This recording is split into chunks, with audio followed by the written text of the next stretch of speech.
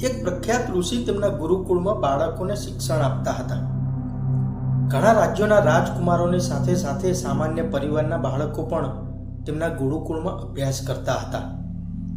તે દિવસે વર્ષોથી અભ્યાસ કરી રહેલા શિષ્યોનું શિક્ષણ પૂર્ણ થઈ રહ્યું હતું અને બધા જ શિષ્યો ખૂબ જ ઉત્સાહથી પોતાના ઘરે પાછા ફરવાની તૈયારી કરી રહ્યા હતા.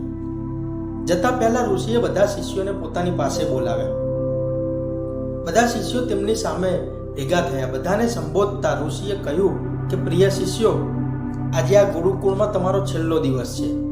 હું ઈચ્છું છું કે અહીંથી જતા પહેલા તમે બધા એક દોડમાં ભાગ લો. આ એક મુશ્કેલ દોડ છે જેમાં તમારે વિવિધ પ્રકારની મુશ્કેલીઓનો સામનો કરવો પડશે. ક્યારેક તમારે કૂદકો મારવો પડશે અને ક્યારેક તમારે પાણીમાં દોડવું પડશે. બધા અવરોધો પાર કર્યા પછી અંતે તમને એક ગુફા મળશે જે તમારી છેલ્લી મુશ્કેલી હશે. તે ગુફા પાર કર્યા પછી જ તમારી દોડ પૂર્ણ થશે. તો શું તમે બધા શિષ્યો આ દોડમાં જોડાવા માટે તૈયાર છો? શિષ્યો કહે છે કે અમે તૈયાર છીએ.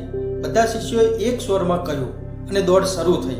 બધા ઝડપથી દોડવા લાગ્યા. બધા અવરોધો પાર કર્યા પછી તેઓ આખરે ગુફા પર પહોંચ્યા. ગુફામાં ખૂબ જ અંધારું હતું. જ્યારે શિષ્યો ગુફામાં દોડવા લાગ્યા ત્યારે તેમને ખબર પડી કે તેમાં વિવિધ જગ્યાએ તીક્ષ્ણ પથ્થરો પડેલા છે. તે પથ્થરો તેમના પગમાં વાગવા લાગ્યા અને તેમને અસહ્ય દુખાવો થવા લાગ્યો. પરંતુ કોઈક રીતે દોડ પૂરી કર્યા પછી તેઓ બધા ઋષિની સામે પાછા ભેગા થઈ ગયા.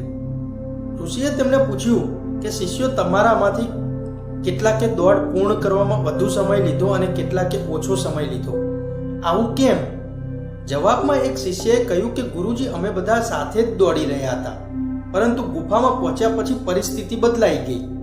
કેટલાક લોકો બીજાને ધક્કો મારીને આગળ વધવાનો પ્રયાસ કરી રહ્યા હતા, જ્યારે કેટલાક લોકો સાવધાનીપૂર્વક આગળ વધી રહ્યા હતા. કેટલાક એવા હતા કે જે રસ્તા પર પડેલા પથ્થરો ઉપાડી રહ્યા હતા અને તેમને પોતાના ખિસ્સામાં રાખી રહ્યા હતા, જેથી પાછળથી આવતા લોકોને કોઈ પીડા ન સહન કરવી પડે. તેથી જ બધાએ અલગ અલગ સમયે દોડ પૂર્ણ કરી. આખી વાર્તા સાંભળ્યા પછી ઋષિએ આદેશ આપ્યો, ઠીક છે, હવે જે લોકોએ રસ્તા પરથી પથ્થરો ઉપાડ્યા હતા અને જેમને ખીચામાં મૂક્યા હતા તે આગળ આવીને મને તે પથ્થરો બતાવો. આદેશ સાંભળ્યા પછી કેટલાક શિષ્યો આગળ આવ્યા અને પોતાના ખિસ્સામાંથી પથ્થર કાઢવા લાગ્યા. પરંતુ તેમને જોયું કે તેઓ જેને પથ્થર માનતા હતા તે તો ખરેખર કિંમતી હીરા હતા. બધા આશ્ચર્યચકિત થઈ ગયા અને ઋષિ તરફ જોવા લાગ્યા. મને ખબર છે કે તમે લોકો આ હીરા જોઈને ચકિત થઈ ગયા છો. ઋષિએ કહ્યું કે મેં આ હીરા ગુફામાં મૂક્યા હતા.